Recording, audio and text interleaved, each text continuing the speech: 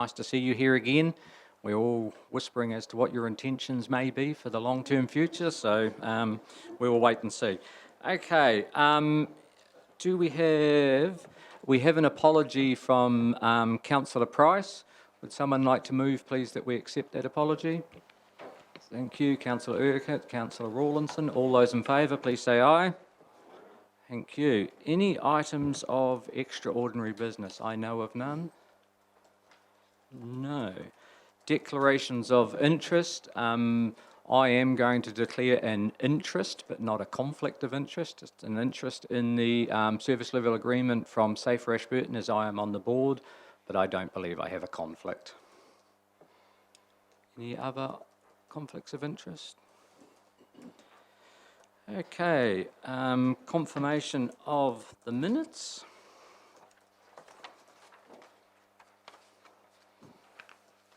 Any changes or amendments on page 1, 2, and 3? If not, would someone like to move? Councillor Wilson, Councillor Lovett, all those in favour, please say aye. Against, carried. Thank you. Okay, item 5.1, the service level agreements. Emily is coming forward. So you have the reports there on page 4 and 5. Does anyone have any questions? Madam Mayor. Thank you, Mr. Chairman. Just looking at the agreement with Aoraki Environmental Consultancy, I'm looking at item 1.4.4 that Council has agreed to provide Aoraki Environmental Consultancy Limited with core funding to support its operational expenditure and to assist Aoraki Environmental Consultancy in enabling Māori to participate in local government decision making for the Ashburton district.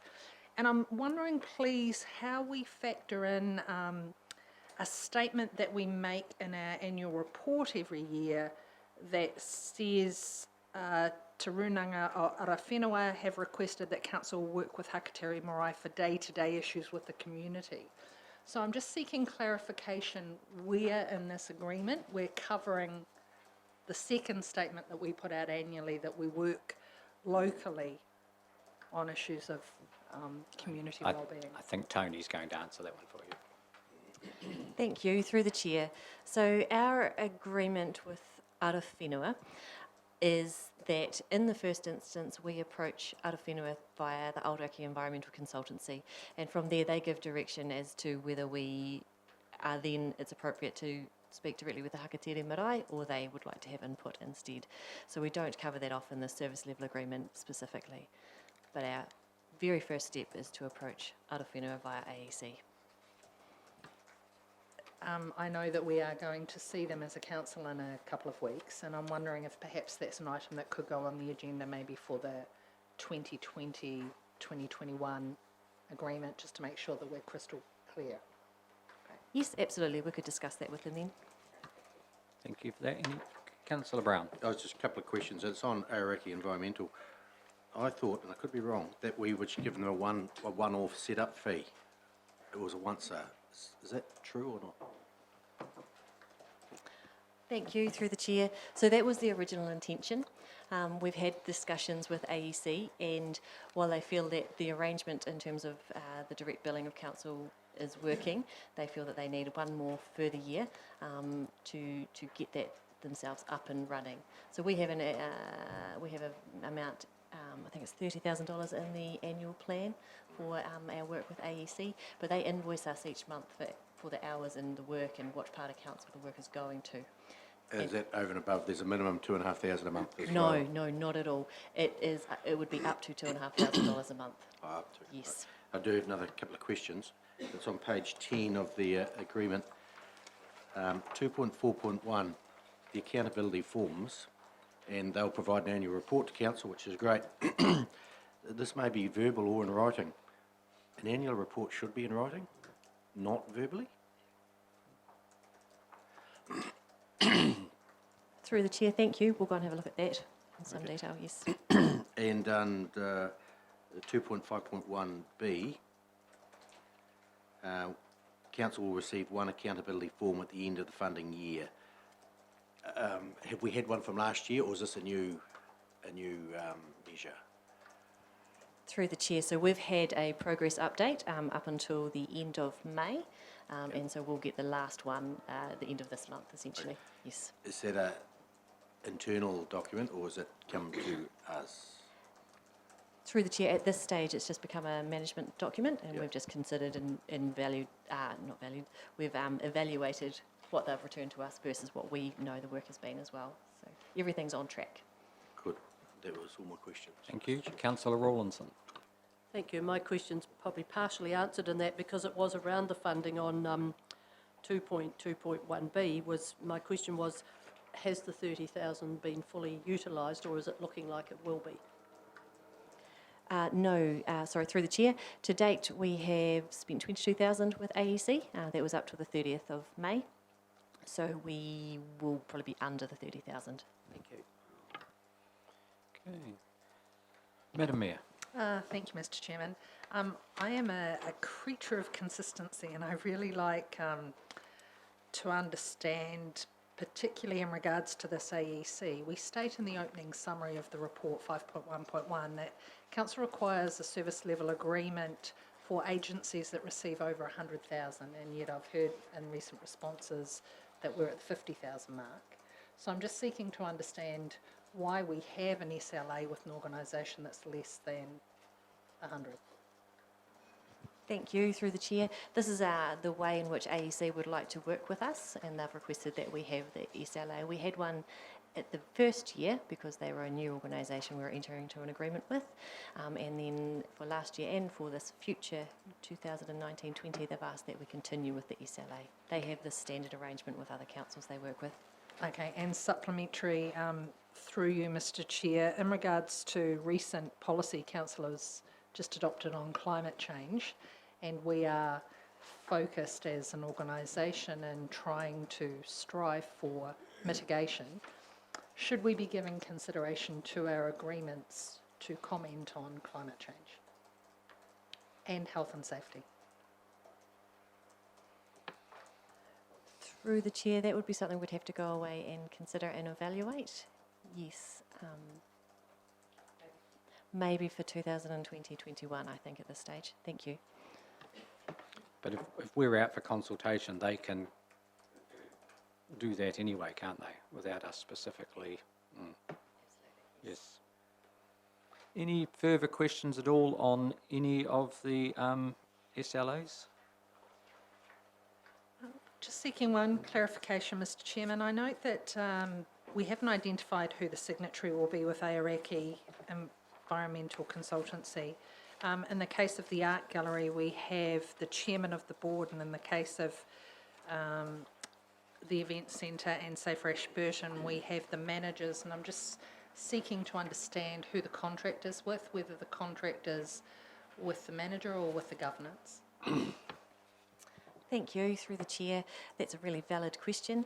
And each organisation is approaching it slightly differently. So it's dependent on the organisation and who their delegated authority is to sign the agreement on their behalf. So for AEC, that was an incorrect, we just had missed putting in that last year it was Ali Crane, the general manager for the organisation, who signed. But certainly from the conversations we've had with all the organisations, the managers don't sign in isolation. They take it back to their board or equivalent set of directors for sign-off before they do so. Councillor Lover. I was just going to ask about Safer Communities. The newcomers, is it had a name change, or is it still newcomers? Because in the document on page 11 it talks about the Canterbury Newcomers Network. Is it the same or is it different? Through the chair, yes, they have changed their name, so we've just uplifted their action plan directly from Safer Ashburton, so we'll point that out, that perhaps we need to look at updating their name in that. It's the Hakatiri Multicultural Council. Thank you. Yes. Thank you. Yes, thank you, Liz. Having a mental block. Any further questions at all? Councillor Brown. On the Safer Ashburton one, it's on the A3s in the back, and it's the annual measures. It may be hard to do it, but the annual measures, and it just says number of referrals, number of conferences, number of referrals. Would or should there be a number like 5 or 10 or 75 or something like that? How meaningful is a number of them? And a lot of that stuff is confidential with the provider, but the number, and the less you get, the better they're doing, obviously. I know it's hard, but to me, I'm not sure if we get how that measure works, yeah. Through the chair, so the initiative plan, which is an Appendix C of the Safer Ashburton SLA, that has come directly from Safer Ashburton. What we could ask for, as well as the annual measure of the number, is we could ask for what the number was in 2019-20. So then there is at least a benchmark or comparison. If council directs us to do that, we could do so. I think what they're saying is how they measure their measures, and it is like number of families assisted or number of children assisted. That is how they measure it. They're not telling us what their targets and that are, because as you say, a lot of that is confidential, how many people they see through some of those programs. I don't think the number of people would be confidential. The people would definitely be, but it would give us a trend as whether it's going up or it's down or it's static, and yeah, just not sure. May just want to be a bit more flesh out, perhaps. Councillor McMillan? Just answering that, they have their target numbers, and it would be whether they've met those or not. So you could go back to Safer Ashburton and ask if you could I'll do that. get that target number. I think that may work. Thank you. Madam Mayor. Thank you, Mr. Chairman. So I'm looking at page 17, and it's the Performing Arts Theatre Trust SLA. I'm at 1.3.2. That states that the SLA document is not meant to be static, but a working document that will reflect the continuous change in services. And then as I get down to 1.4.1, and we talk about the purpose of the Performing Arts Theatre Trust, there seems to be one new area that has evolved, which is the external hireage of equipment, services and expertise by the Event Centre to the wider community at many venues. And I didn't feel that it was adequately covered in the current bullet points, and I'm wondering if there's an opportunity to, as it states in 1.3.2, look for continuous change and add another bullet point. Through the chair, no problem. We'll discuss that with ATEC.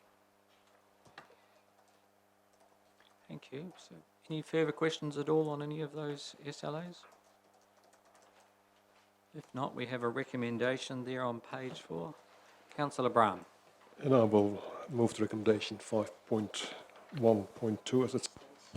Thank you. And Councillor Bell, you seconding that? Matter is now open for debate. There being no debate, I will put the motion. All those in favour, please say aye. Against? Carried. Thank you. And jump a few pages. Okay, councillors, those with hard copies, we're jumping to page 46. And yes, Ruben is going to come forward. Ashburton Youth Council Bike Night event.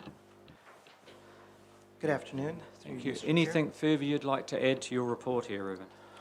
Just a little bit of background just to set it up for you. The recommendation before you is for council to consider approval of $13,000 from the 2019-20 Council Events Fund to be able for the Ashburton Youth Council to host Bike Night. This would be the 3rd year.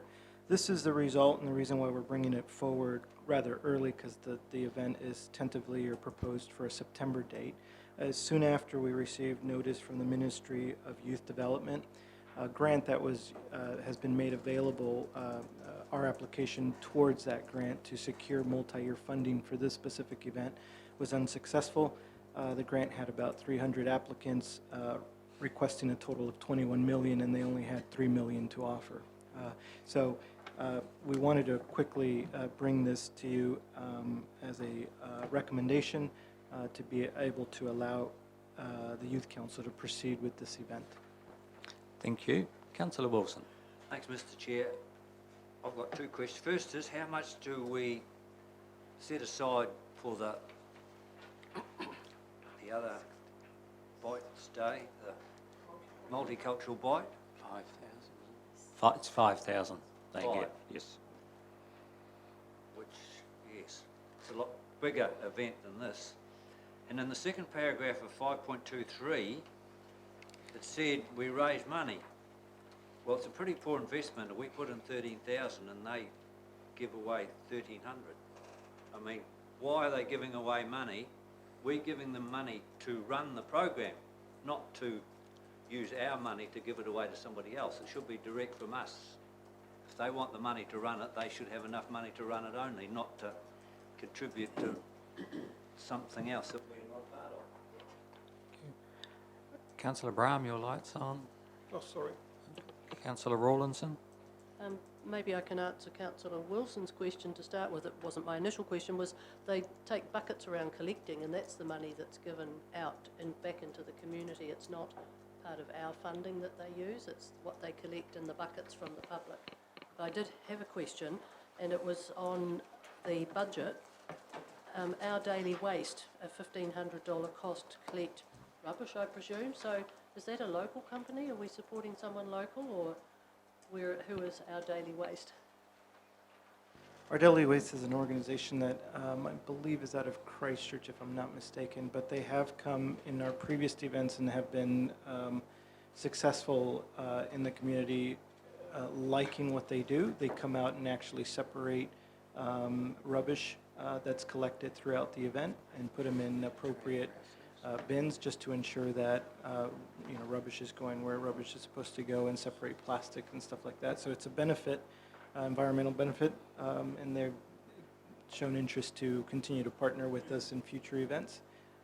Certainly that's part of the proposed cost budget here, but something we can reconsider.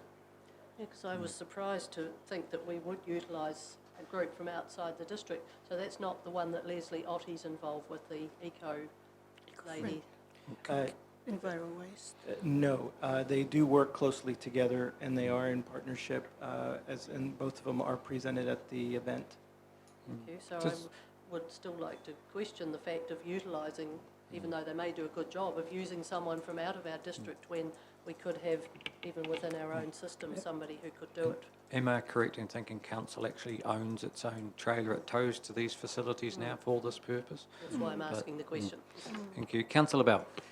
And to add to that as well, the multicultural bite, we've got the access also in Enviro Waste. and they Just do remembering it- we're in question time here. We'll go into debate mode once we've passed the motion. My question is, why can we not do the same as the other events wherein they have it for free with Enviro Waste? That's my question. That's my I think it question. would be worth looking at. Thank you. Any, Councillor Brown? Yes, Mr. Chair, I've got one. Looking through the information, they tell us that it's about 300 or 400 visitors a year. If I worked it out, the $13,000 we give away, it's $32.50 per person we're funding. What do we get out of that?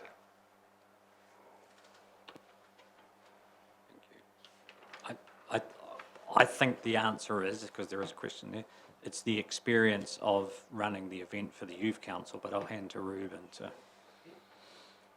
The event was started, the reason why Bite Night was created in the first place was out of feedback from the community through a survey a couple years ago that said it was a result of young people in the community indicated that they wanted more events geared towards that demographics. And so that's how that event came about. In the first year, we were able to secure some funding from the Ministry of Youth Development through a grant. The second year, we weren't able to apply in time for funding, and council ended up supporting that event so that it would continue. That amount last year was also for $13,000. And then this year, again, our hope was to secure funding through a multi-year grant. And because of the fact that we were unsuccessful in that, we're now proposing this to the board here, to the committee. Ruben, just while I take the next question, I'll get you to swap microphones over on your desk because that one's making a horrible noise and it might not be coming through the Oh, yep. system very well. Councillor Brown. Thanks, Mr Chairman. Two questions. If the recommendation goes through, they want $13,000, which is fine, from the events fund. How much money is in the events fund? Tony can probably double check the numbers, but I think we start at 60,000, if I'm not mistaken. From memory, yes. Yes, and then there's a portion that's allocated to grants as well, if I'm not mistaken there as well. That's good. And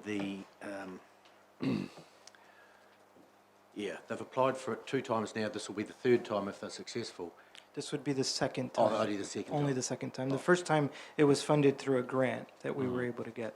The council gave. No, through the Ministry of Youth But, Development. okay. Yep. So if they are successful, how many times can they keep applying for this, from this fund? Is there some policy around that? I don't know the answer to that today. I think the grant application that we submitted this year was for a multi-year. I'd have to double check and look into that for you. Okay, thanks. Councillor Lovett.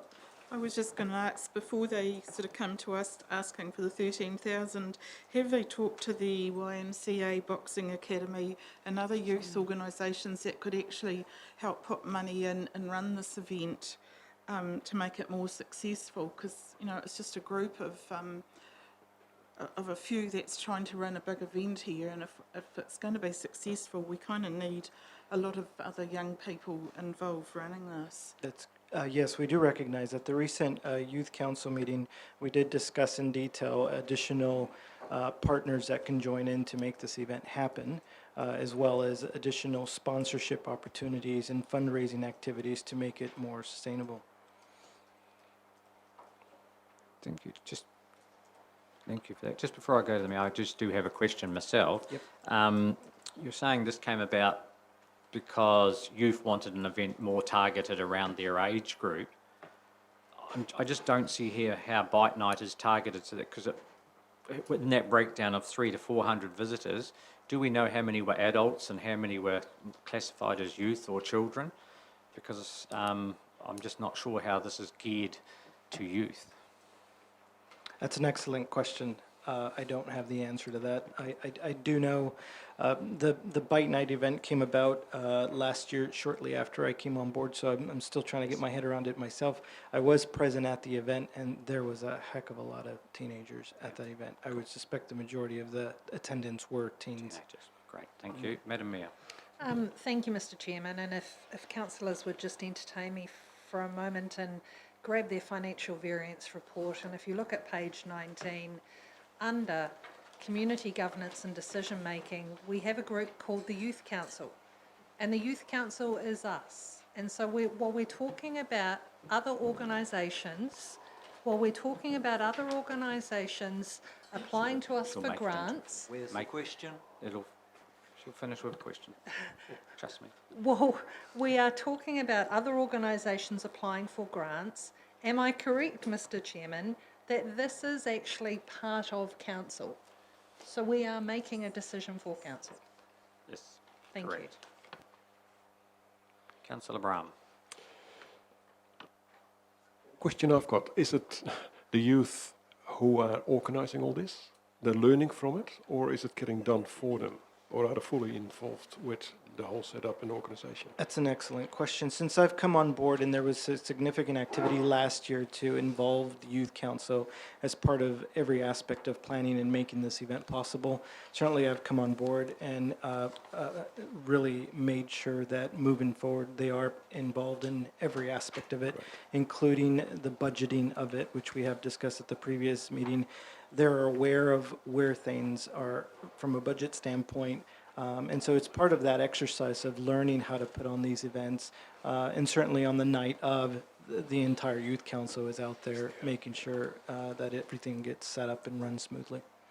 So it's part of their goals and activities for the year. Thank you.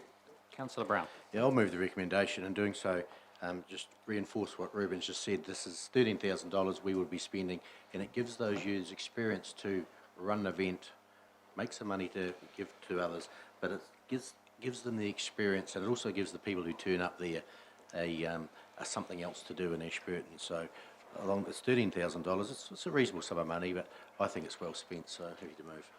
Councillor Brown, are you seconding that? I'm seconding it. I just seem to be the other B, but almost just behind the first one. But we are, so yeah, Thank I'll you. certainly go for it. Yeah. Any debate on the matter? Councillor Wilson? Perhaps also to remind them that the money from this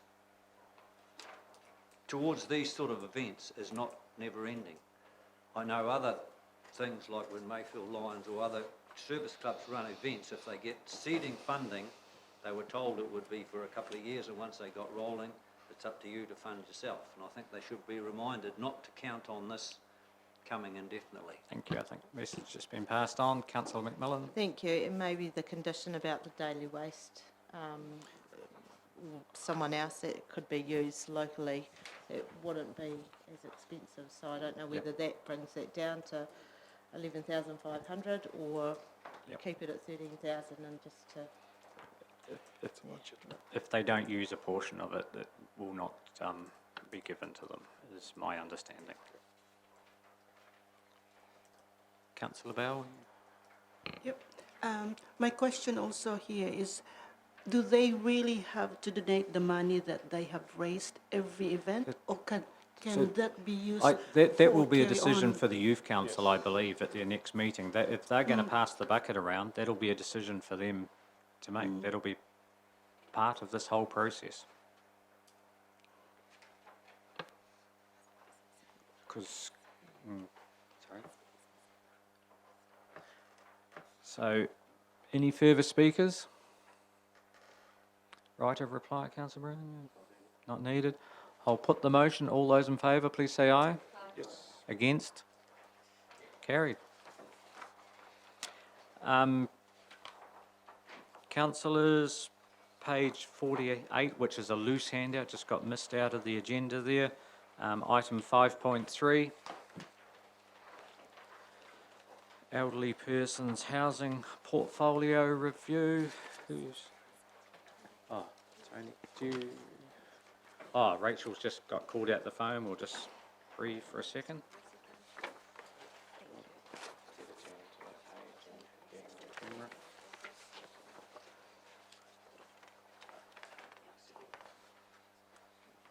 Just coming? Yep, thank you. Just breathe for a few minutes, councillors. You'll be fine.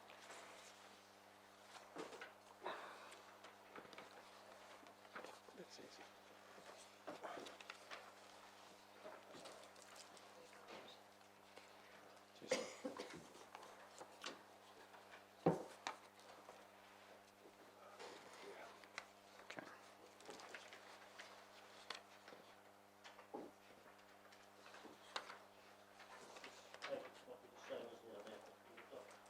Yes, yes, it is. Sorry, no, that's fine, Rachel. Things happen. Okay, councillors. So you have the report there in front of us. Is there anything you'd like to add before you take questions? Nothing in particular, only that this is a complex situation that we're looking at, and we need to take some time and give some really thoroughly considered thought to our current situation and where we want to think about going in the future. Thank you. Are there any questions?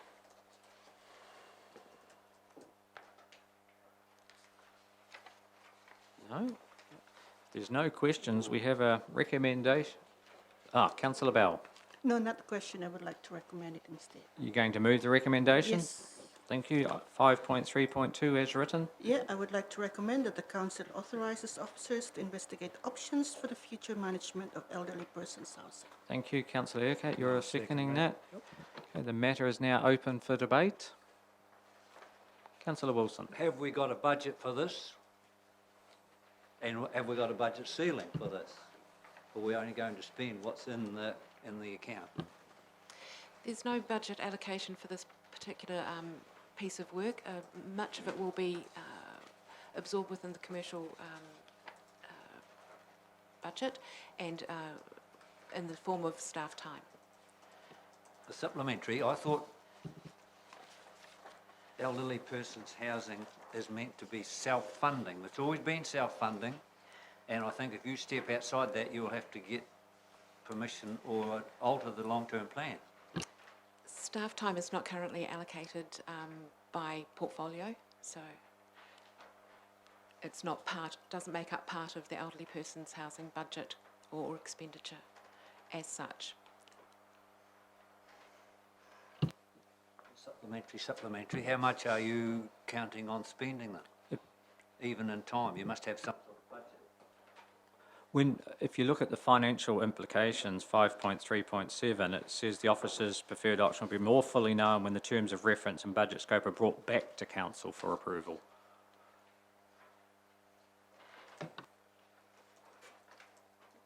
So at that stage, we will know the true financial implications once they know the work they've got to do with what we approved today. Correct. Yes, I'm just confirming that through you, Mr. Chairman, that there is a little bit of chicken and egg here. Until we know what council's direction is, it's very hard to know the extent of it. And where it involves staff time, it just fits into the work program and will take the time it takes with all the other commitments. Thank you. But we need to know what council's direction first. Councillor Malcolm. Through you, Mr. Chairman. Rachel, is the present housing up to the standard required by the Tenancy Act as at the 1st of July this year? Yes, it is. However, if we have someone move into a new tenancy, we will have to do some improvements to make sure it meets a new level, that new level after the 1st of July. And as time goes on, we'll have to comply. But as it stands at the moment, we are compliant. Yeah. Thank you. Councillor Redford. Yes, this will be an item set up for the next LTP, won't it? You'll put the facts together by 2021, just to have it ready to make sure that we're ready to go by 2024. Yes, I would imagine so. It's a reasonably significant body of work, and there's a lot to consider along the way. And some of the decisions are going to be, potentially significant. Madam Mayor. Thank you, Mr. Chairman. I know that the recommendation has been moved and seconded, and I wish to speak in support of that. I congratulate the officers for presenting a report that is proactive and innovative, and I look forward to seeing that report so we can better understand the current situation and the direction we're heading. Thank you. Thank you. Councillor Brown. The recommendations for the officers to investigate options. So when will you have investigated and be bringing it back by? Do you have any idea? There's no firm timeline to this. However, I would think that within a few months, 3 to 6, we would have some reasonable shape to what we're suggesting, so what recommendations we might be making. Thank you. So if there's no further questions or debate, I will put the motion. You all know what it is, as written there, item 5.3.2. All those in favour? Sorry, I had one more question. If I could. Sorry. Rachel, we've got a lot of organisations in this town who are doing similar work. I understand that's the ones you're going to talk to as well. You try to get a wider base what can be done in this district, or is it just only council itself that you're looking at? We will be scoping out all options to be investigated. So, yeah. Thank you. Councillors, we'll put that recommendation. All those in favour, please say aye. Aye. Against? Carried.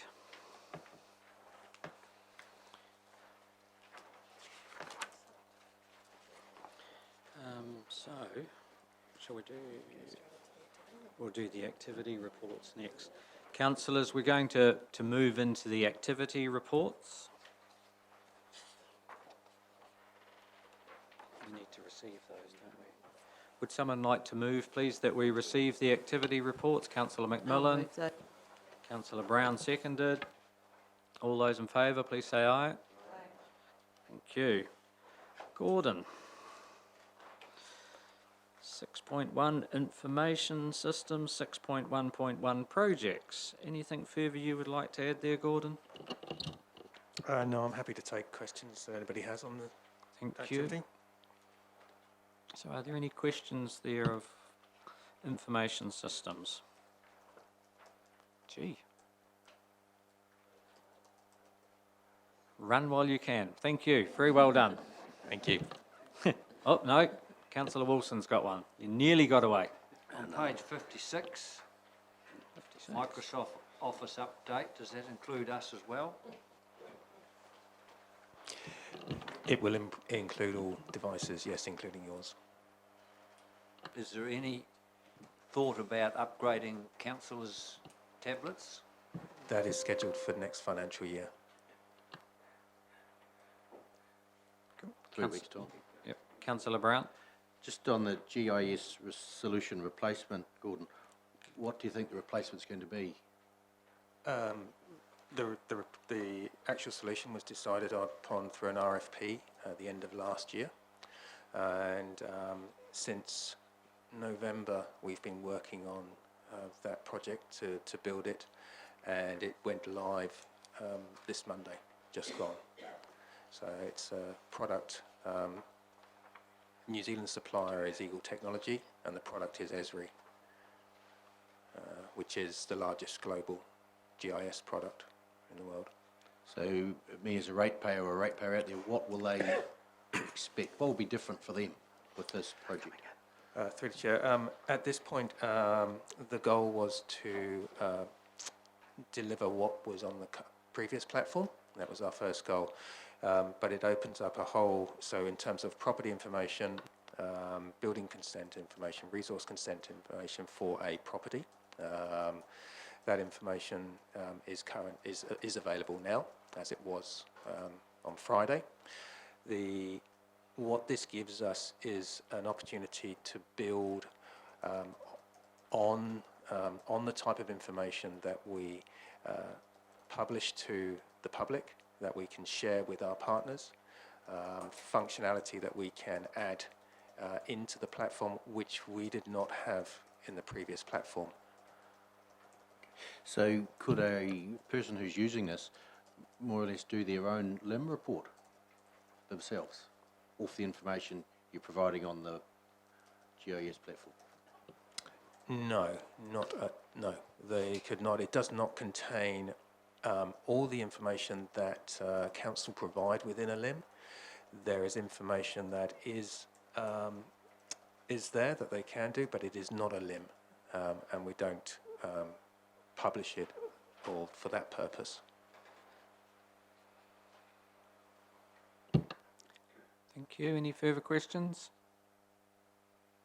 This time, Gordon, thank you. 6.2, strategy and policy. Tony's just going to take questions from here on that. So, anything there that anyone would like clarification on? I was just going Councillor Lovett? to suggest that the newcomer's name there change as well if it's official. No, ours doesn't. Thank you, through the chair. That's just referring to the Canterbury Regional Economic Development Strategy newcomers stream.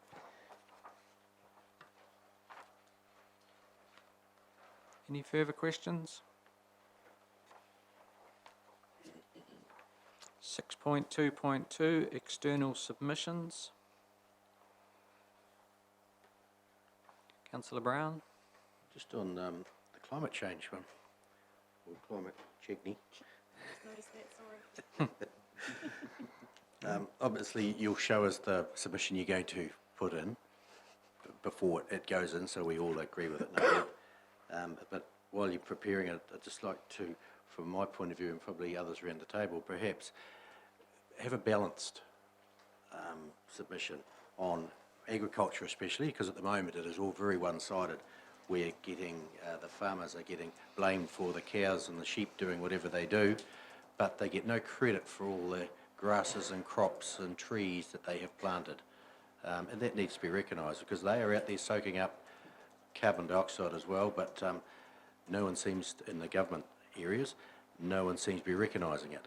And they need to be told that there's two sides to the equation. So thank you. Through the chair, just to clarify the process, that's coming to council next week, so it is in the agenda. So you'll certainly see what we have proposed as officers, and then we'll welcome all feedback from council that we'll refine into the final submission. Great. One other question is, it's called the Zero Carbon Amendment Bill, but they keep using the word net zero. And I believe net zero means no more than what you had before.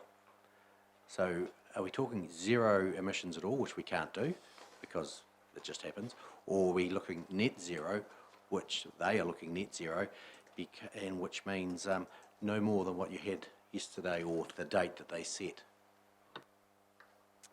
Thank you. Through the chair, we'll clarify the titling.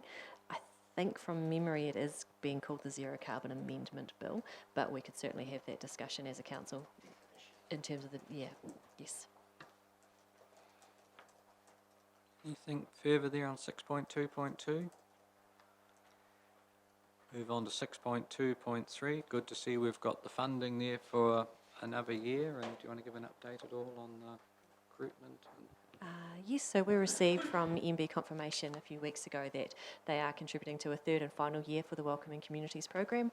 So that, together with council's continued involvement in that program for a further 12 months, means that we can continue the position. We are currently recruiting for that role, and we're down to the shortlisting and interview stage. So hopefully we'll have a person in the role picking up the reins sooner rather than later. Thank you.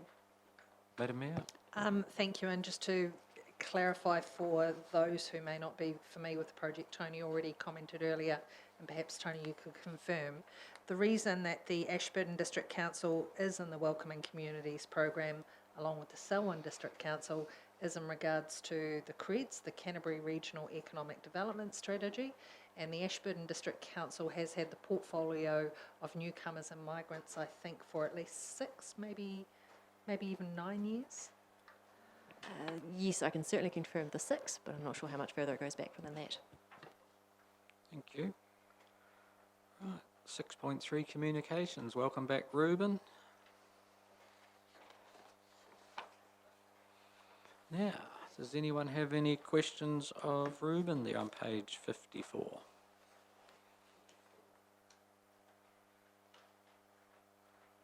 Councillor Rawlinson, I'm pleased you did, but I think we're letting them all off easy today. So, I've always got questions.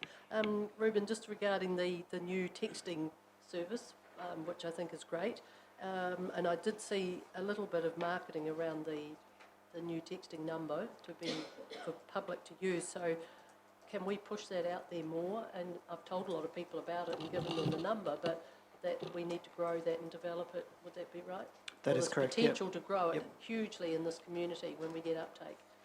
That is correct, yeah. As of today, the subscribership is up to 1,331, so it's about a little over 100 increase from when this was drafted a week ago. We do have advertisement scheduled for the next coming weeks, and we will continue to do that throughout the year. District Diary today has a full feature on it as well, so we are continuing to start marketing. It's just been really great to see the adoption with very little advertisement. Goes to speaks to how easy we've tried to make it to keep people informed. Thank you. Thank you. Yes. Comment about Slaps in Soul. Your light's just gone off there. Just like to reiterate my comments in other meetings about the promptness. I reported another massive pothole that I drove the mayor's car through in the dark one night a week ago or 10 days ago, and I went and had a look yesterday, and that pothole is now repaired. So every time I've done one, I go and check within the 7-day period, and every time it's been done, so I'm just pleased to report that. Thank you. Councillor Bell. Thank you, Mr. Chair. My question is about digital signage. So am I correct in presuming that this is already displayed, the smart display, is it already there? And if we have, when is the second one going to be? This is a project we're currently working on. It hasn't been deployed yet. It's still going through the configuration phase. So we hope to have this done within the next month. Supplementary to that, is that the screen we're going to use, the one right when you walk into the council building? Is it the screen there? We are considering either that one or the one inside the lobby area. We're still trying to decide. Okay, thank you. Thank you. And Ruben, am I correct with the Ashburton app partnership? It's another way that people will be able to watch us online? That is correct. So we've worked with the Ashburton app to design or develop in a new feature that actually shows a video feed. This would be a new feature to the app that we've helped try and persuade them to move forward with, which has been a successful, we've made progress in that space. So yes, our YouTube videos that are currently hosted on our YouTube channel will be listed on the app, and they should be able to view it or access the videos from the app as well. Thank you. Madam Mayor? Thank you, Mr. Chairman. Ruben, it was a couple of weeks ago that I went to Hakateri Marae with Safer Ashburton, and we received our accreditation, and at the same presentation James Lamb talked about Ashburton Gets Ready, and I don't see Ashburton Gets Ready on here, and I'm wondering if you could just help me understand when and where that comes into your briefing, if at all. Sure. I can definitely include that as an update for the next meeting. The work that we're doing around that is simply promoting that as a tool in partnership or in relation to our civil defense activities during emergency situations. That application is actually managed by Safer Ashburton, or Neighborhood Support, you're right, and not us. But we are working together to make sure that the community is aware that the tool is there and offer our support from an advertising perspective to get the word out. Thank you for that. No further questions there. Thank you, Ruben. Thank you. 6.4 Finance.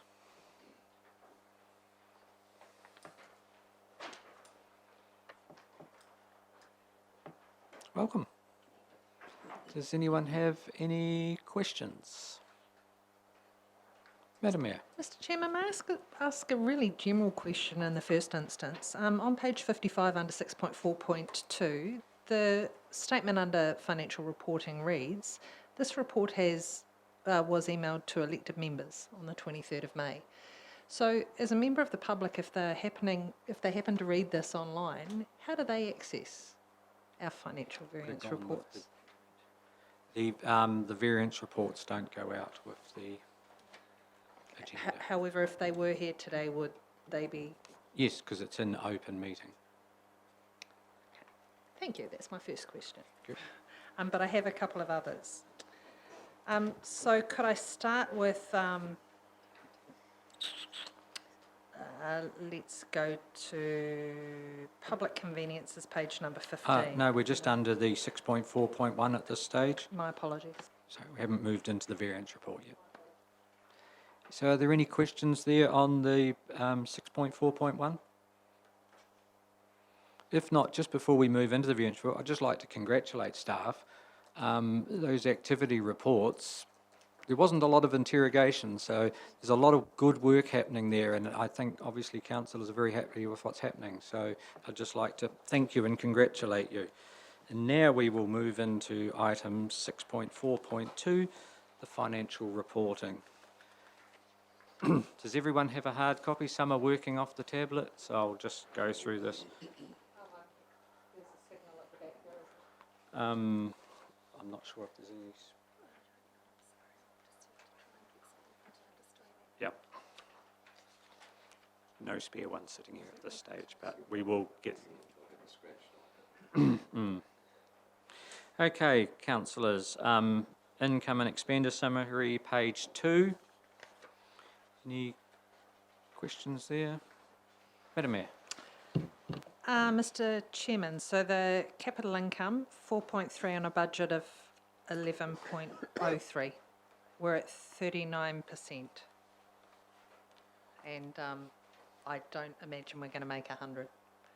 Is that your, are we going to make 100? Is that your question? Thank you. I'm going to have to take that over probably to Neil because most of the capital income is in his area, but you would expect your capital income to be down if your capital expenditure is down. because a lot of the income that goes in there is in the form of loans to fund your CapEx. So if your capital expenditure isn't happening, you would also not expect to have the income side. So as we go through the report, there's a lot of carryovers for large projects, and that will make up a lot of that difference there. Correct. So, Yes, through Mr. Chairman, Rachel's answer is exactly right. The capital income matches the expenditure. So if the expenditure is where the real debate is, but the income won't be 100% by 30th of June. No. thank you. Any further questions on page 2? 3? 4?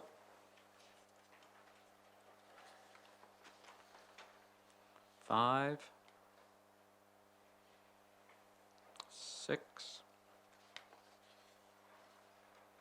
7? Madam Mayor. Thank you, Mr Chairman. So I'm on page 6, I'm under drinking water due to delays in progressing the capital works, which is what we just talked about. So I'm wondering exactly what the delays are. Is there an overcommitment by local contractors? Are there not contractors available? Are we tardy on getting contracts out? Mr McCann? Through the Chair, that delay is largely the initial design stage where the consultants get engaged and undertake the design. We were held up and we had to change course with the consultants that were lined up to do the work, and that set us back approximately 4 or 5 months to engage new consultants, get them underway to commence design on most of these projects. Okay. Further questions, page 6? 7, 8, 9, 10, 11. Councillor Revley. Yes, Stockwater. To the end of April, we're already 106% spent. What's the thoughts of how far it's going to be by the time we get to another 3 months or 2 months? Through the Chair, that's really weather related. A lot of this was as a result of weather events and maintenance work that we had to undertake. Madam Mayor. Supplementary on Stockwater, this time under CapEx. So there was a request for a budget of 31,000 and currently we've spent $600 of it. Is that again going to be a delay due to weather? Or is there another reason for the CapEx not being spent? Mr McCann. I believe it probably will be subject to carryover. It's just reviewing what work we undertake in the capital works as to whether we're going to be closing some races in some areas. I think we've just had to hold back and reanalyse that and decide going forward whether all that capital expenditure will be required or not. Councillor Brown. Yeah, under Stockwater, right down the bottom on expenditure, one of the reasons is the weed growth has been excessive this year. So we're cleaning the mains for the second time, which was good. So do you physically clean it or do you spray it for weeds? Because one's a lot more cost effective than the other. The answer is it's a combination, but largely removal. Physically removing. Okay. Page 12. 13. 14. Madam Mayor. Thank you, Mr Chairman. Page 14, vested assets. We had no budget for vested assets in this area, and yet we've received 684,000, which is a wonderful gift. But my question is, in previous years, we used to have a summary identifying what vested assets we were receiving. I'm wondering, in this category for that amount, can we have some clarity on what that asset is? There was 2, so it comes within the urban reserves. So this will just be a development where they have some green space. That green space has been placed under this activity, and both of them relate to Lake Hood. You had slightly under 300,000 has been vested from stage 9 and 13, and 385,000 from stage 10B. can I just clarify on that? But that's just vesting land in those areas, is it? Or is it? I believe it is green urban reserve land for those areas. I didn't think we were doing that anymore.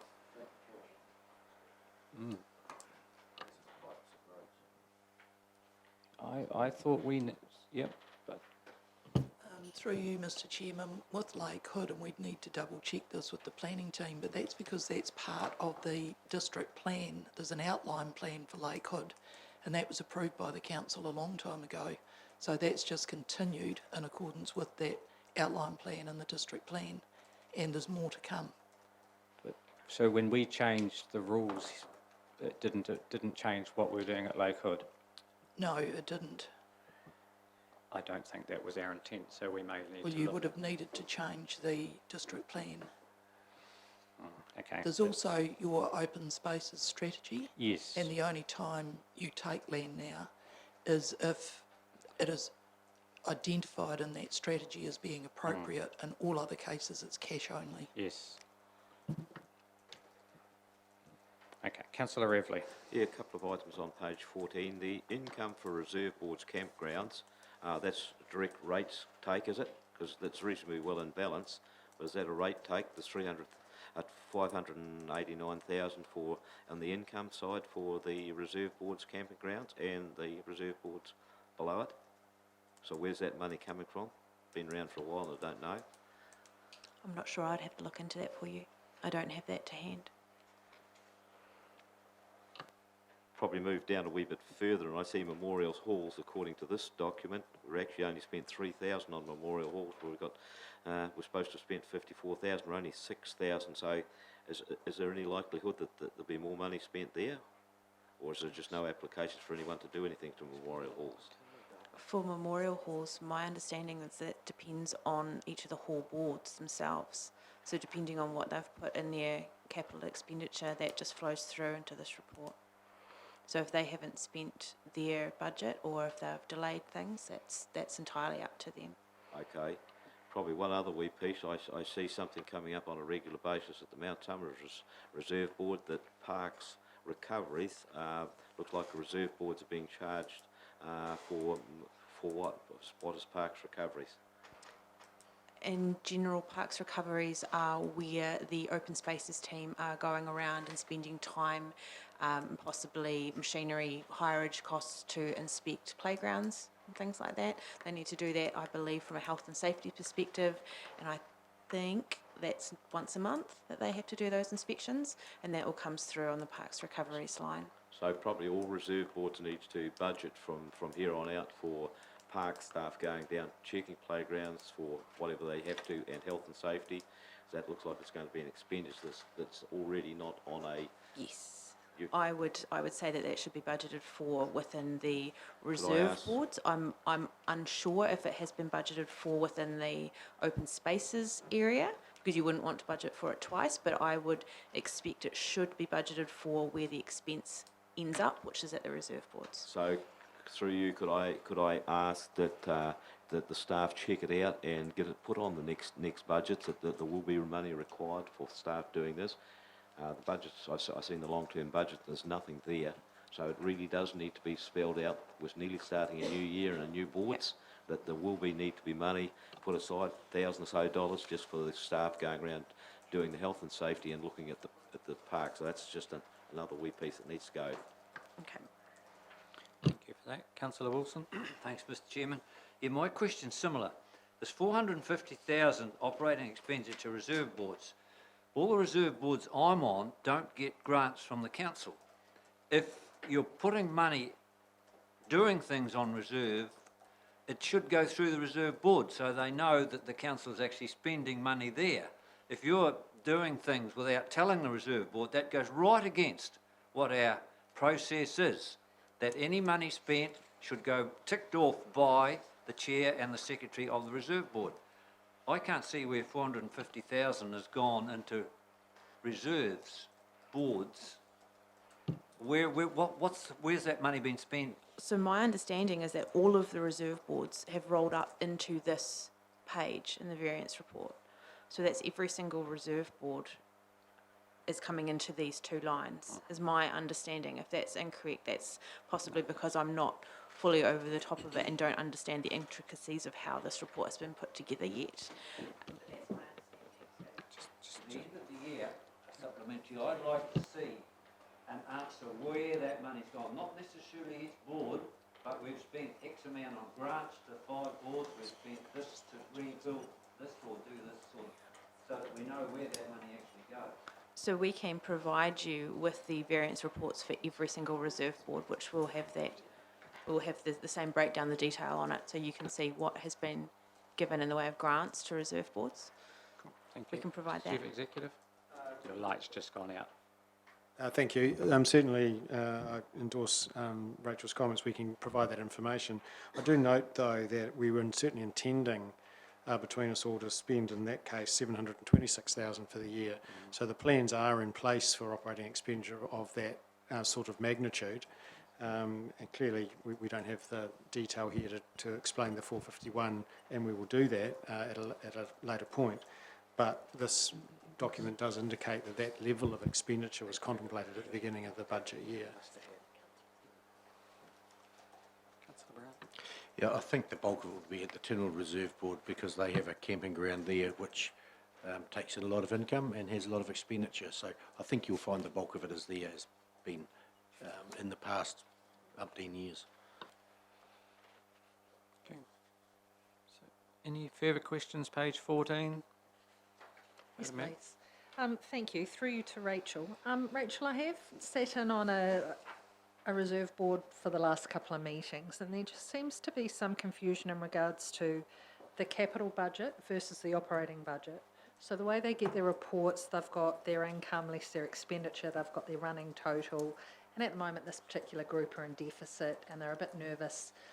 There is a separate capital budget that they're choosing not to spend because they're nervous it's going to impact on their running totals. So can I just clarify with you, I was of the understanding, and perhaps I'm wrong, that that capital budget sits in a separate bucket somewhere else. That is my understanding as well. So if they Okay. have a capital budget, it will be for a particular, normally for a particular item or a piece of work. And once that's done, that shouldn't then impact their operating budget. I'll make sure that's communicated. Thank you very much. Thank you. Just while we're talking reserve boards for councillors' information, we've now had 9 responses back from the reserve boards out of 15, I believe, sent out, is there? It's 15 in total, so quite a good, and the councillors responsible for those who haven't returned are going to chase them up, so it's cool. Okay, page 15. 16. 17. 18, 19, 20. Sorry, Mr. Chairman, you're going a wee bit fast for me. Sorry. 19.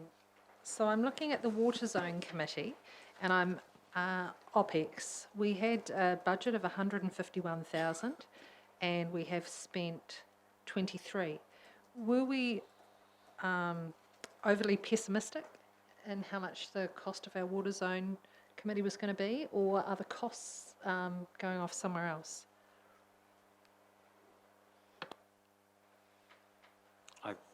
Just off the top of my head, I'd believe we're spending more than that because we pay for the community reps and then we invoice ECAN afterwards for their contribution towards that because that's a 50-50 contribution. But Mr. Chief Executive? Look, let us do some further work. I do notice, however, that in preparing this variance report, officers did not believe that to be a permanent variance at year end.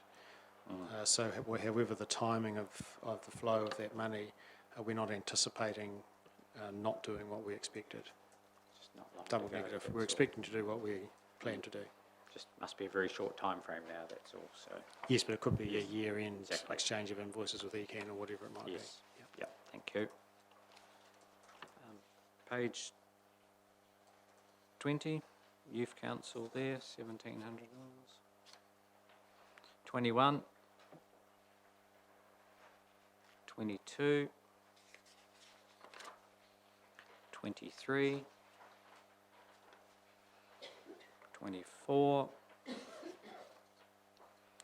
25, 26. Councillor Wilson.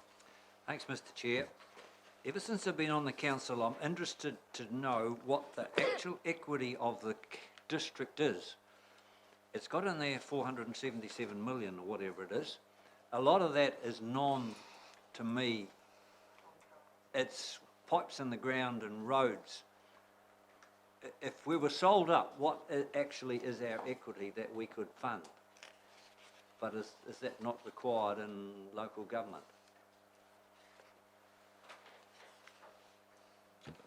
Thank you, Mr Through Chief Executive. Mr Chair, we could put the sale of the district on the work programme if Councillor Wilson had enough support around the table. We're obliged to follow the accounting regulations that are prescribed under the law for local government. So whether the 477 million is a number that resonates is a moot point, but that is certainly the manner in which we are required to show our equity.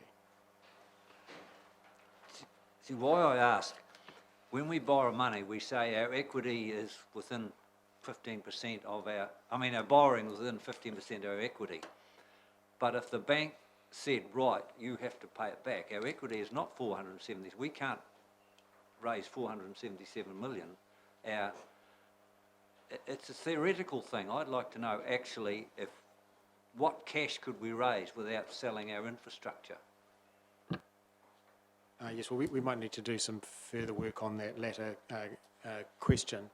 But the way the ratio is intended to work is to give council and its community guidance as to the, in this case, the level of debt. So it's simply a ratio that is artificial in its construct. It's not talking about what you could do if you sold something. It's simply saying, how does this community get a sense of the level of debt, and is it prudent for this council?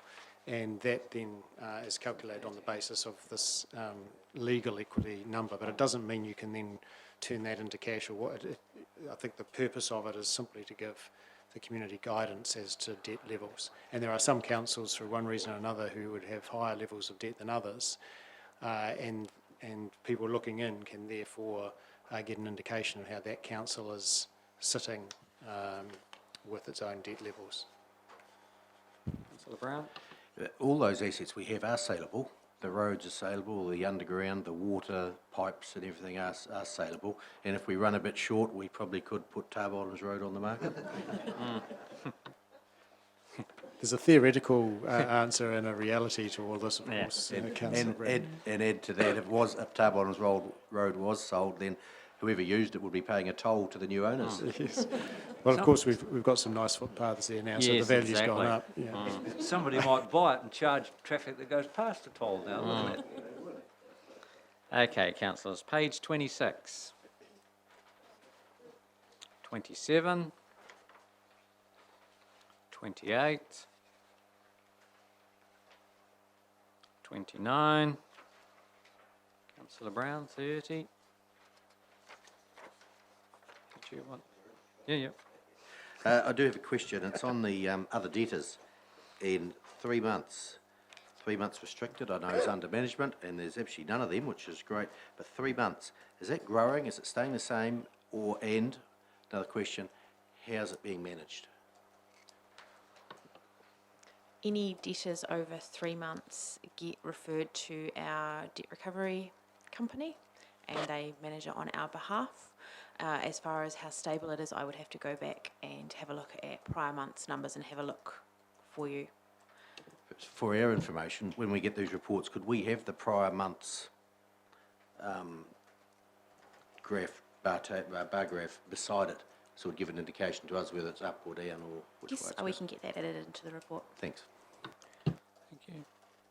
Further questions on page 30? No?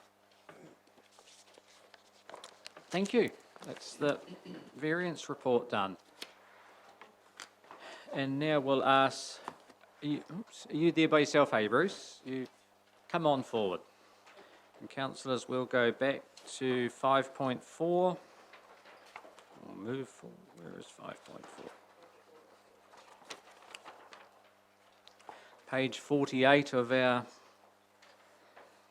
agenda. And welcome, Bruce, and I'll just hand the floor over to you if you have anything to add there to your report. Thank you very much. No, look, the only other thing that I've wanted to add to the report is we're literally just off the back of a very important Chinese travel agent for Mill yesterday, and I've got to say the feedback was exceptional. And it's quite uncommon to get feedback directly from these people as they're travelling around. They really loved the product that we offered, and they were ecstatic about Mid Canterbury. So I'm very pleased. And it's the right time because the Chinese market is about 6.5% down year on year at the moment for New Zealand. We don't have a good understanding in terms of what that looks like bite size in our region, but you know, it's good to see that they've got some enthusiasm coming up back on board. So New Zealand's an expensive destination for the Chinese, so for them to come back and talk, you know, in that sort of at that sort of level is exciting. So we'll take questions now. Councillor McMillan. One question and a comment, but the Chinese visitors yesterday, where did you take them? I saw you took a photo of them up at Terrace Downs, but where else did they go? Through, it's a bit loud, isn't it? Through Methven, out and through to Ashburton, and also up to Terrace Downs, where they were wine and dined up there, and then took them out to Beanley Farm Tours, which is on the Selwyn side of the river, but it's one of the best opportunities we have in terms of that mixed farming. Okay, thank you. And the, excuse me, the comment I wanted to make, I'm losing my voice, is your collaboration with Beer Kiwi. Need some water. For food, I think. That video was excellent. Thank you. Yeah, welcome, Bruce. You said they were very interested in the product you offered them. You offered them yesterday. What was the product that you offered them? So it was a mixture, actually. We were at gardens, we were at golf courses, we were up the mountain, Mount Hutt. So overall, they were very impressed in terms of what Mid Canterbury actually has in terms of suiting their market. So out of the 10 Chinese, every one of them sort of mentioned various different bits of the Famil, which, you know, as I said, it's not common. And these guys are now day 9 into a New Zealand journey. They finish up next Sunday down in Queenstown. So, you know, it's quite exciting to get that sort of feedback. It's, yeah, as I said, it's just we don't get it all the time. So to have it on the spot is great. I was going to say, is it a concern, you know, we're going 6.5% down each year. I've just come back from a 3-week trip in China, and one of the tour guides, he's had 17 trips to New Zealand, and their company have actually pulled the pin because we've got too expensive and got too greedy. Is there work going on in this space to try and, like Queenstown is just right off the market for them, because they can go to Europe and through the islands cheaper. That's you right. know, is it a worry going forward, and how are we sort of going to combat this if we want the Chinese visitors? Yeah, definitely. From our perspective, look, overall New Zealand, yes, Tourism New Zealand's reacting heavily, and they've got their own teams in China that are doing a hell of a job at the moment up there. In fact, Alfred is one of the representatives that I was with yesterday from Tourism New Zealand in China, and he was saying that they're putting the hard word on the Chinese. It is a fact, it is a really expensive destination for Chinese. That said, we're a premium product, and you can expect to pay premium prices in a premium destination. It does cost an awful lot of money. We're a long, long way from anywhere else in the world, and that has to be accepted. You know, I wouldn't be going out and asking any of our operators around the district to start discounting just because the Chinese are not coming. You know, I don't think that's fair on them or any other countries. That said, you know, the Chinese market has had a huge change, probably in the last 6 years, where they were predominantly coach type touring, and that's where you probably would have seen the people you've been speaking to and saying, you know, we've been doing a lot of coaching, then all of a sudden it's dried up, and it is quite a fact. So what's taken place over the last 6 or 7 years is they've moved away from traditional touring by coach and into what we call free and independent travelling. So they're either by rental car, motorhomes, or in large groups, but not reliant on coach touring. I just had another question to ask you. Like now with Campermate and we're getting all this information where people are stopping to use toilets and camping and that, when it finishes, can you see us having to do a strategy here in Mid-Canterbury and re-looking at where people can pull over in these camper vans and try and work to this market? Yeah, I think that's certainly a good option. Thankfully, we've actually received information actually from CEO of Ashburton District Council that they're continuing on with these reports for an extra 12 months. So that's quite exciting. So it'll give us an understanding over a longer period of time in terms of, what people are looking for. Thanks. Yeah, the question's partly been asked, but in amongst it you said they were ecstatic, but you also said you wined and dined them. Most of the problems we have with tourists is that we're just getting a little bit greedy. So who was the wining and dining? Who paid for that? Tourist Downs, thankfully, not us. Yeah, so it quite often helps with lots of Yes. organisation, no matter where you are. Somebody provides you with food and drink, you are quite ecstatic because it hasn't cost you anything where it usually does. So Yeah, when it comes to trade for meals like that, they generally pay, I'll call it a booking fee or a subscription fee that they pay to Tourism New Zealand before they travel, which covers some of their costs. Yep. And then the remainder of the costs are expected to either come from the product they're visiting or in some way contra.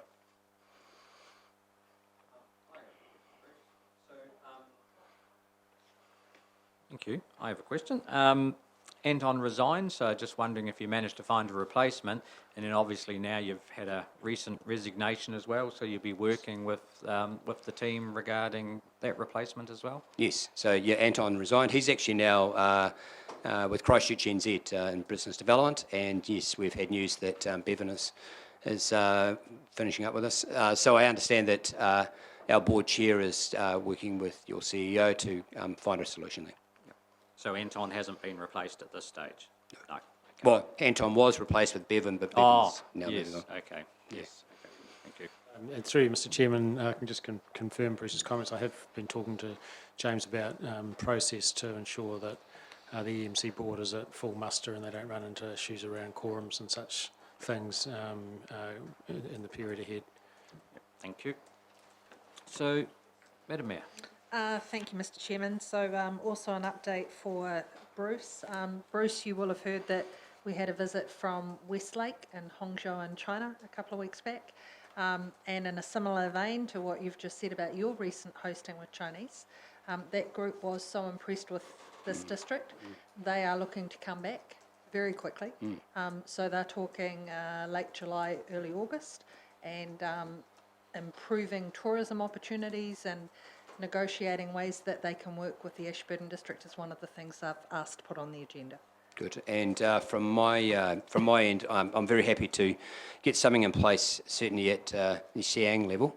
And I'm also visiting Siang courtesy of Christchurch Airport in September, so that'll be quite timely as well for that. So that's part of the award that we won as New Horizons through Christchurch Airport, which is fantastic. May I seek an update, please, from Bruce? I know that Mayor Sam Broughton is leading a work program across the South Island, Destination South Island, and just wondering if you could update us on where that's at.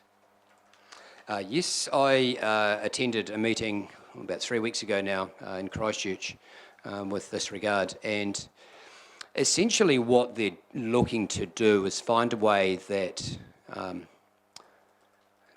all districts can have one seamless strategy around tourism and visitation. I think it's an enormous project, and somewhat of a challenge in terms of how that might be managed. So there's still a lot of work going on, and Sam is doing a great job leading that. But that's about all I know at this point in time. There's a bit out in the media around how they're talking about South Island Inc. But other than that, that's sort of all that's out there at the moment. You may know more. No, but it's good that you talk about what's public. Thank you. Cool. So, are there any further questions there of the quarterly update report from Experience Mid Canterbury? Oh, thank you, Bruce. Thank you for coming to see us. Thank you. And just nice to have those face-to-face answers. So, yeah, thank you for that. No, thank you very much.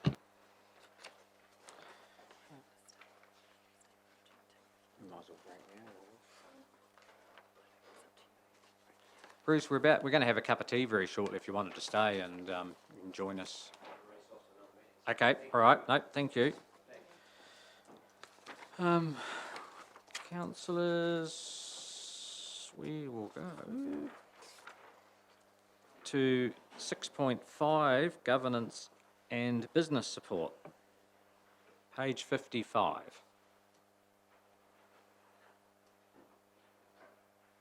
So you're all getting a pay rise, so I don't see any lights on objecting. Oh, Madam Mayor. I'm just seeking clarification. This is in fact a recommendation to council, correct? No, So this is a recommendation right here now. thank you, Philippa. Sorry. So you're, excuse me, you're receiving information today, that's all, you're not making a decision. So there is that. It's just that the report be received, basically, is the recommendation. Yes. Happy to move that the report be received, Mr. Chairman. Happy to. I've got a question. Okay, sorry. I'll just take questions and I'll come back to you. Councillor Wilson? It says on the top of page 60, post-election 377,856. But you add up on the bottom of page 59, it's 217. Hey, where are you? Page 60. No. Oh, this is... Oh, I see. Oh, mine's got the elderly person's housing in it. That's why. The second page of the elected members' remuneration, then. At the top Yes, of the at the second top. page. And It's got post-election 377,856. is the pool of money, yes. At the bottom of the previous page, post-election is 217. So that's 160,000 extra. I just wonder perhaps if I explain, and I may not have shown it correctly, there's two components to this. So the salary shown in the tables, that's highlighted blue, that will be effective from 1st of July until the day after the day of the public announcement of the new council. And then the pool comes in fully from that date onwards. So the pool hasn't been allocated yet. That's the final stage of the review where a full pool process will be used for remuneration. But between July and the just post-election, it's the semi-pool process where you have a base councillor salary. Yes, so after the election, we decide where the money falls, don't we? And it looks like we've got a lot bigger budget to actually play with. Still subject to approval of the authority. The authority has gazetted the amount, but it's the new council that determines how the pool will be allocated. They still have to approve it though, don't they? Yes, yes, thank you. It's allocated, yes, they approve how it's allocated. So are there any further questions there? If not, I'll go back to the Mayor to move the record. No, yes. You happy to move? I'm happy to second. And Councillor Lovett, happy to second. Any debate? I'm obviously in favour. All those in favour, please say aye. Against? Gee, that was a chance to win some votes, councillors. Vote against that. Aye.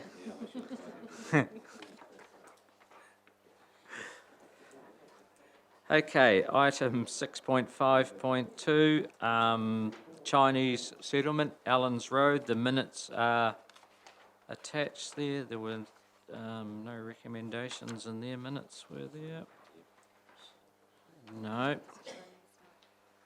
6.5.3, International Relations Subcommittee. And there are, yes, 2 recommendations within there.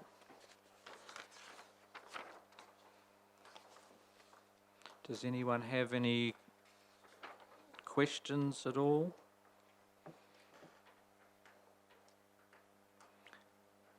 Councillor Rawlinson. I have a question on page 61, the recommendation that we have yet to put to the meeting, that Ashburton College and the council host a meal for the visiting delegation from Hangzhou on the 30th of May on a 50-50 cost basis. And my question is around, is this the one that ended up on the front page of the paper with Mr. Priest not agreeing with what food was provided? Or is this a different meal? The answer is no. The comments from Mr. Priest related to a visit pre-Christmas from the Chinese Consul General. Thank you. That's all I wanted to know. But is it correct, we're doing this one in retrospect, aren't we? We are. Thank you. Yes. Any further questions there? So we have the first recommendation there. Do I have a mover? Councillor Bell? Yeah, I'd like to move the recommendation that the council and Ashburton College host a meal for the visiting delegation from Hangzhou, Westlake District, China, on 30th of May 2019, on a 50-50 cost basis. Yeah, and we will just make a note that that is in the past tense so that it's approving it because it's already happened. Do I have a seconder for that? Councillor second it. Rawlinson? Councillor Wilson? My question, does it come out of the International International. Relations Subcommittee budget? It has to. Yes. Yes, the answer is yes. Okay. I'm not sure where Ashburton College, how they deal with the other half. Okay. Any debate? If not, I'll put that motion. All those in favour, please say aye. Aye. Against? Carried, thank you. And then we have item 6.6. And I was confused. So can someone explain to me the current slideshow, and when they say refreshed, what do they mean? Councillor McMillan. I'll give it a go if my voice goes okay. So at the moment we have a slideshow which usually the mayor or one of the councillors speaks through. Quite often the school students that visit us can't understand much English, so it probably all goes over their head. So we thought that maybe an actual video of the district showcasing what we have would be easier for them to understand, and could be used in other areas as well, not just when we had the international students visiting. So I'll just, move I just have a question. Whose budget would that come out of? Would it be communications? Would it be? Mr. Chair, I'm also conscious that EMC have developed 4 promotional videos of some of the attractions of this district, and it could well be that the cost in having a different way of presenting this information will involve accessing some material already produced and a voiceover. So I don't expect it to be particularly costly, and again it would logically come from the international relation budget. Thank you. Madam Mayor? Thank you, Mr. Chairman, and through you to the Chief Executive. Now that we also have an economic development person, Mr. Chief Executive, they too will have some form of role in relation to international relations, and we will look for opportunities where we can explore that, and there might be some synergy in this slideshow with them. Am I correct, Mr. Chief Executive? Yes, you are, Madam Mayor. Okay, thank you. And also, much of the slideshow that we have at the moment is primarily focused on economic development, just FYI. Yes, there's a confusing picture around some of the organisations developing this promotional material. I mean, it underlines that everyone sees as a need, but Christchurch New Zealand are producing some highly produced collateral around showcasing Canterbury. We were talking about it as a need through our economic development action plan. EMC has gone ahead and done it as part of their visitor attraction. And so there's some really fantastic images of Ashburton District and Mid-Canterbury in general, and the wider Canterbury region, that we are all able to tap into for the purposes of economic development and visitor attraction. And just to close that out, we do see the new economic development manager as being the primary owner of the international relation Relations Subcommittee. So that will move from the policy area to the economic development area, because that's the purpose primarily for which the international relations activity exists. Thank you. Councillor Lovett? I would actually like to see two videos done. One aimed specifically at the school children we have in here, which can be shorter, and we probably need another one aimed at the business people, which can be a bit more involving around the district. I think if our economic development person sees a need for that, they will instigate that. So, yeah. Councillor Malcolm? Yeah, I know I'm on the committee, but could somebody refresh my memory, please, of how much is allocated in that budget?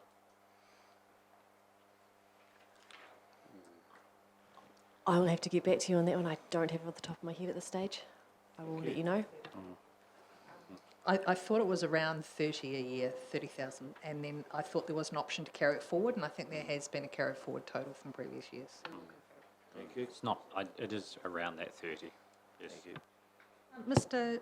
Chairman, I know this isn't the place to amend minutes, but I just want to be clear, under the Hongzhou Westlake District, the letter of invitation requested the council to sign a memorandum of understanding, and it was agreed the mayor would sign an intention. So I have not signed a memorandum of understanding, but we now have 3 intentions on the table, and when the economic development person comes, evaluating that will be part of the process. Cool.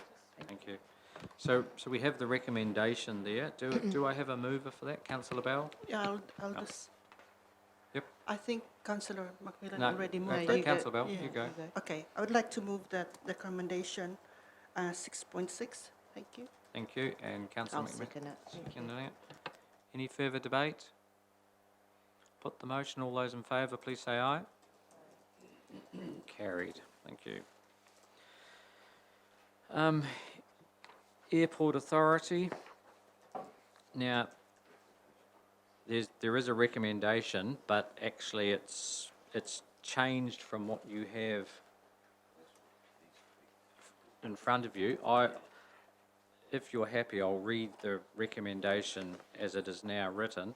That council notes that up to 2 council officers will be members of the Ashburton Airport Authority Health and Safety Committee. This committee is to meet quarterly and, as prescribed by council, to achieve a greater oversight for health and safety at the airport.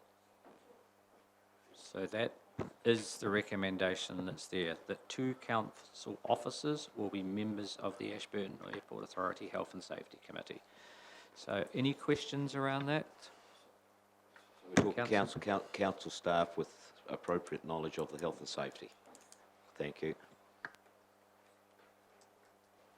Any further questions? Councillor Malcolm? I just like to move that recommendation as read. Thank you, Councillor Urquhart. And I'll second that. Thank you. Any debate around that?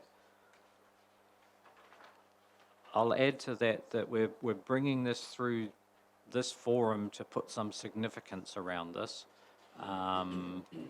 So that is part of the reason it is come to the full table. There is some significance around this issue that we want to get dealt with. So I'll put that up. Madam Mayor? Mr. Chairman, I'd like to speak in support of the motion in light of the sad incidents that have happened around our country in the last week. Health and safety at our airport, not just ours, but all of them, is paramount. So I congratulate the team from the Ashburton Airport Authority Subcommittee for bringing this to the table and raising awareness of it. So thank you. Thank you. No further comments. I'll put the motion. All those in favour, please say aye. Aye. Against? Carried. Thank you. There's a second recommendation there on page 63. Before you get there, could minutes put people's full names?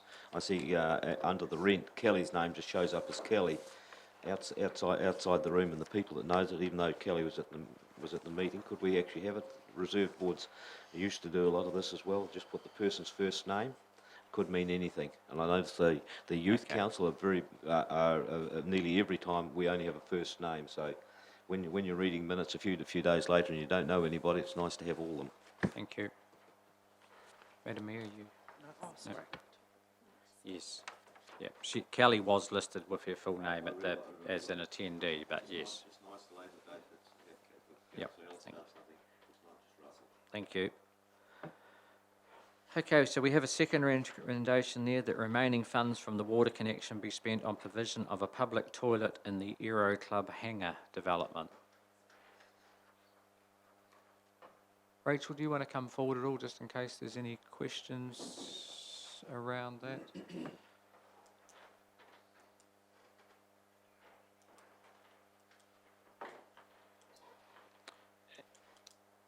As you can see there was $100,000 budgeted for water connection. Surprise, surprise, we came in well under budget, and there's been a strong need out in that area for public toilets. It may save some of our trees and grasses from the way they are turning. So, Councillor Urquhart. Yeah, just to confirm pretty much what you're saying, Mr. Chairman, that it is an important thing to have toilets out there. If you've been flying an hour or two, you have to go, you've got to go. So, yeah, I will certainly be supporting this recommendation.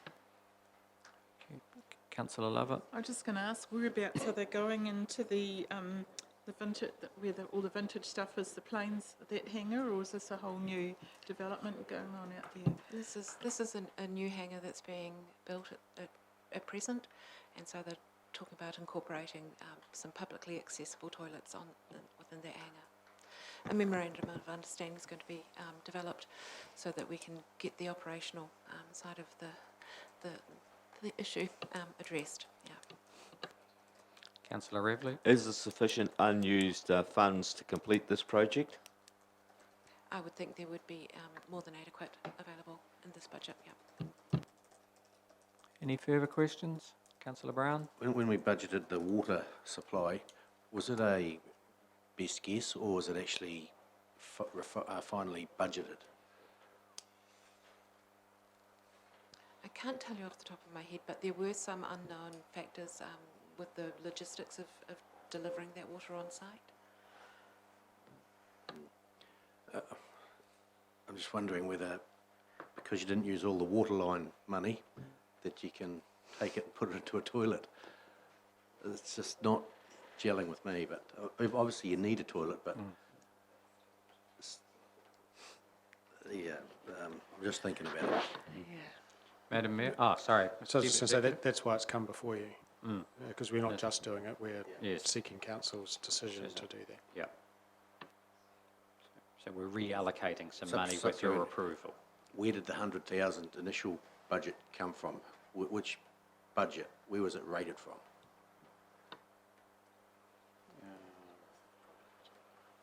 Out of property, was it, Rachel? Yes, it was. And- There's an airport budget, and there was a special allocation for the water supply connection. And this toilet will fall under property department too once it's built as Through well? through the airport. Yes, thank you. And it'll be maintained by who? Cleaned in? That's going to be the agreement they're going to write up with the... Yep. Okay. Madam Mayor? Thank you, Mr. Chairman. Just in a similar vein, in regards to the original 100,000 budget, 58 was spent, leaving 42 remaining to go towards the toilets. Looking at the delegated authority of this committee, is this a recommendation this committee can finalise, or will it have to be ratified by council, the transfer of a budget? I'll re- have to the seek reallocation. clarification, Tony. I think at this... We're under 50 grand, it's not. Yeah, the advice I'm getting is we can do it here. So, do I have a mover, Councillor Brown? Mr. Chair, I will put a motion for the recommendation that we use the water for a watering hole. Thank you. Councillor Urquhart? I can second that. second that. Thank you. Any further debate? Not, I'll put the motion. All those in favour, please say aye. Against? Carried. We'll just do that reserve board schedule of meetings there, anything in there, and then we'll break for a cup of tea. So Councillor Thank you. McMillan. Not linked directly to these three reserve boards, but the survey that went out, so I contacted two of my reserve boards to see if they'd received it. They hadn't returned it, but when do they need to return it by? Is there I know it was last week was the deadline, has it been extended? So there's another 5 days leeway, and we'll let people know that this week, another week. Councillor Lovett. Sorry, just going to ask about the Linford Reserve Board. Is there a time frame there for installing a plaque out there recognising the hall and the school that was there, and about the decision of demolishing an unsafe hall? And there is a rifle range there too, which is probably shouldn't be used. So, just as a question, the demolition of the hall, who does that cost fall down to?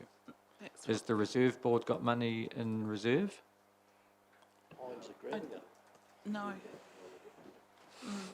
No, my understanding is that there's going to have to be a creative solution to the demolition or removal of the hall. I was just speaking with my team. We're going to do a site visit next week, just to have a quick once over, see what sort of condition it's in, and come up with possible solutions for. Volunteer Fire Brigade might be interested as a training That exercise. was one of the ideas that was thrown around, yeah. Cool. Councillor Malcolm. If the Hines Reserve Board, they said they would take on the assets of these reserve boards and halls originally, didn't they? Both Linford and the other one up the top. Is that right?